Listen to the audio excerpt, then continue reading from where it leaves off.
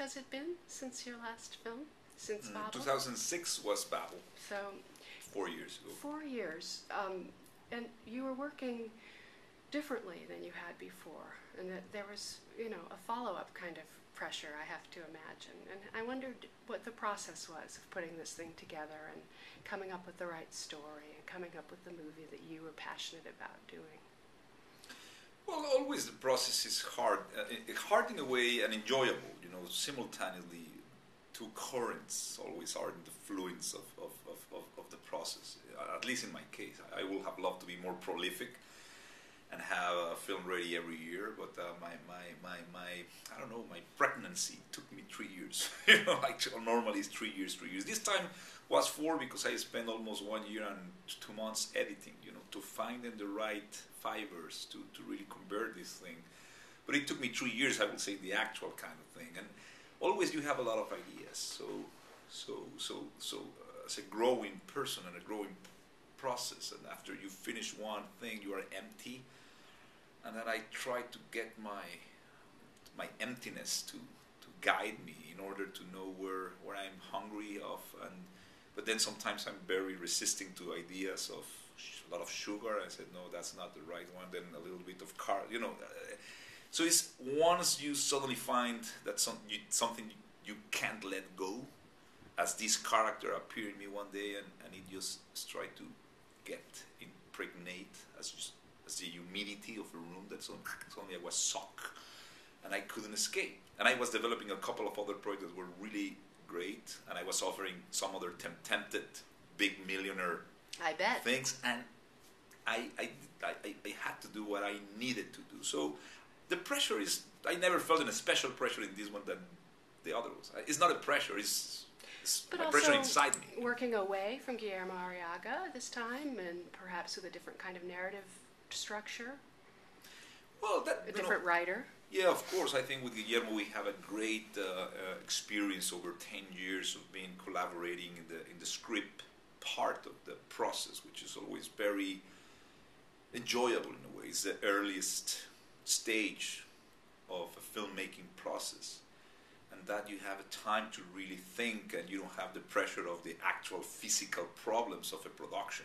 It's a very intellectual process. It's conceptual, so I'm always enjoying to submerge myself in that since the idea, to participate, and it was very enjoyable, But obviously when films start growing, once you have the plans or that there, you have to move on and you have to transcend that, and then you start to another levels and another stages of the process and getting another collaborator. So all the time you are collaborating with different people in different stages. So the early ones are always the ones that I like more. When the things are beginning to get a little bit more physical and complicated, it's really tough. So, it's getting complicated. This time, it was not as different. It's and just, you wanted to be doing it in Spanish this time. Yeah, what I liked, the idea was for me is that I was kind of getting, I thought that after 3 films I have already explored and said what I have to explore and said in multiple storylines and structures. And I was getting, I would say, trapped in this branding of being the multi-fractured storyteller. Building emotion through different and I was not liking that, to be branding in something that was becoming predictable. So the people was predictable. It was a predictable kind of delivery, and then it was like, who's more smart? Let's see how smart and intelligent is this guy? How is going to be tricking the puzzle? And I was not liking that because I have just already explored in different things and in different ways. So I thought to really get the challenge to get into the straight storyline, which I think that now the most experimental way to tell a story is in a traditional way, because many people is doing almost the same kind of thing. Well, it's a way of trying to, change things up almost, because narrative storytelling is so trapped in certain conventions, and how do you escape them? Exactly, but that's why I'm saying that the most radical way now is the straight line. And for me it was great. And I have to say too that every story has to be told the way it has to be told. It finds a way to be told. And I found this one was that way. It was the best way to tell it. Even when I play with some elements that, it's part of what I project in my films, this time I thought it would be more simple. And after globe-trotting in Babel around the world, I thought, well, in one city, one single character, one point of view, in my own language, and straight, I thought it would be easier. And it's not, because you are naked. There's no way to hide.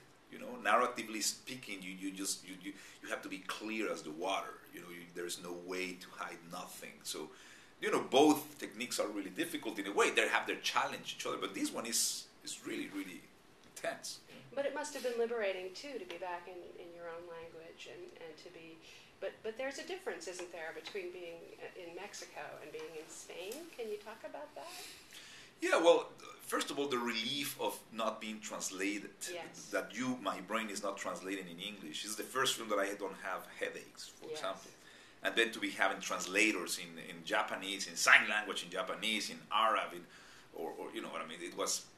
That was a relief. And in Spain, no. I think in Barcelona, you know, we spoke Castellano. The Castellano is the same. It's just there's difference of accents and things. But it was, you know, very great. It was great to work in the crew in Spain, and the people and the crew was fantastic. It was a great experience. But we talked a little bit about this idea that you were going for this extraordinary, as you always do, this raw emotion, you know, stripping it away, getting down. And Javier does this extraordinary performance. But it's the character of Job. It's this character that's being tortured and seeking some kind of redemption in all of this pain and anguish that he's undergoing. Yeah. Would you explain it a little bit and how maybe it works better in certain countries to understand this kind of story than perhaps it did with the American press in Cannes? I come from a very intense culture. Come from the city that I live for all my life almost is the biggest populated, one of the most complicated anthropological experiments that human being has seen, which is Mexico City. And that's my culture, that's my background, that's my blood. I'm visceral. I am who I am. And in this film, in Biutiful, I will say deliberately, I went into a territory that I have never been, which was tragedy. No filters. It's not melodrama. It's not drama. And I think that was misunderstood. My exercise always was tragedy. Tragedy from Medea to King Lear. So, I mean, basically all the elements and the structure of tragedy are there. And that was my exercise. This is a free fall. This is a guy whose destiny is against him in every level.